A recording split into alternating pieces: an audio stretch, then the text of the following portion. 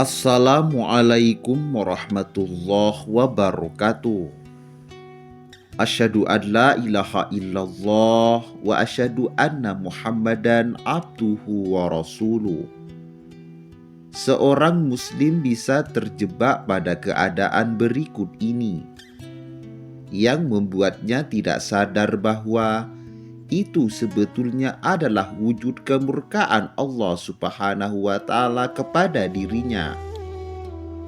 Abu Hurairah radhiyallahu anhu, Nabi SAW bersabda, apabila Allah Subhanahu wa Ta'ala mencintai seorang hambanya, Dia memanggil Jibril bahwa sesungguhnya Allah Subhanahu wa Ta'ala mencintai si fulan, maka cintailah dia. Maka Jibril mencintai hamba itu.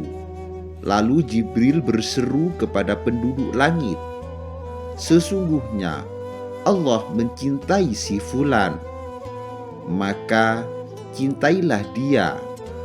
Maka seluruh penduduk langit mencintai hamba itu. Kemudian orang itu pun dijadikan bisa diterima oleh penduduk bumi.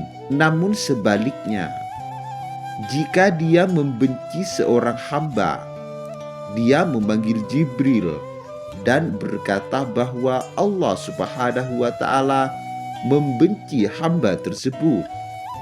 Jadi aku membencinya. Maka Jibril membencinya, lalu berseru kepada penduduk langit bahwa Allah Subhanahu wa Ta'ala membenci hamba itu. Maka mereka membencinya. Kemudian hamba tersebut dibenci oleh penduduk bumi.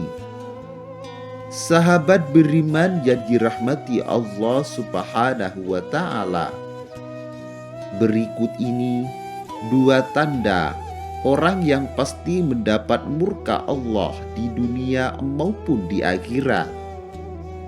Yang pertama, tidak sholat.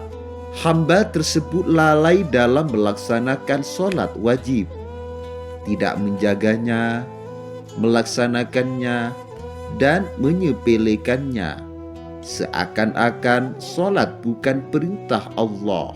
Allah Subhanahu wa Ta'ala akan murka kepada orang yang tidak sholat. Bukan hanya itu, hak-hak Allah dan hamba-hambanya pun lenyap terhadap orang tersebut.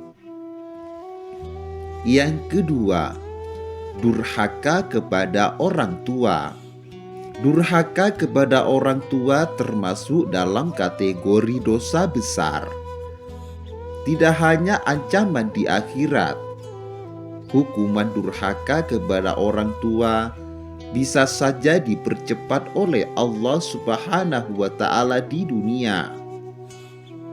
Setiap dosa akan ditangguhkan oleh Allah hukumannya menurut kehendaknya sampai hari kiamat, kecuali hukuman akibat durhaka kepada kedua orang tua, karena sesungguhnya Allah akan menjegerakan siksaan kepada si pelaku sejak masih hidup sebelum matinya. Hadis riwayat Al-Hakim.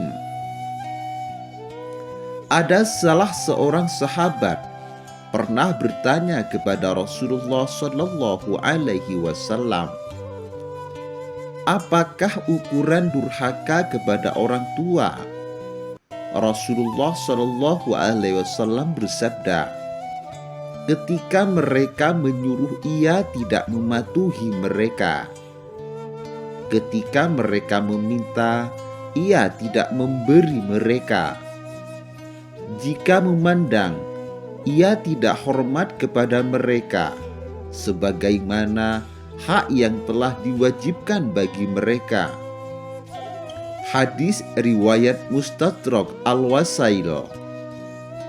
Maka dari itu, marilah kita semua saling mengingatkan sesama muslim pentingnya mengerjakan sholat dan pentingnya menghormati orang tua kita. agar kita tidak termasuk orang yang dimurkai dan dilaknat oleh Allah Subhanahu wa Ta'ala di dunia dan akhirat. Demikian kajian kali ini. Semoga bermanfaat dan barokah bagi kita semua. Wassalamualaikum warahmatullahi wabarakatuh.